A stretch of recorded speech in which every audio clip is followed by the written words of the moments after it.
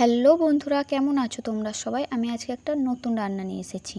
কড়াইয়ে একটু তেল, লঙ্কা, পাঁচফোড়ন, একটু হলুদ দিয়ে গোল গোল করে কেটে রাখা আলু দিয়ে দিয়েছি। এতদিন মায়ের কাছে দেখে এসেছি মাছের টক বা অন্যরকম একটু আলাদা রকম টক। এই প্রথম মিস্টার কানের দুলের কাছে থেকে শিখলাম চিকেন পকোড়া টক। তেঁতুল গোলা জলটা দিয়ে দিয়েছি। এরপর আলুটা একটু সেদ্ধ হবে, ওপর দিয়ে একটু লবণ আর একটু লঙ্কার গুঁড়ো দিয়ে দিয়েছি। এরপর হচ্ছে ওই যে ভেজে রাখা চিকেন পকোড়াগুলো একটা একটা করে দিয়ে দেওয়া।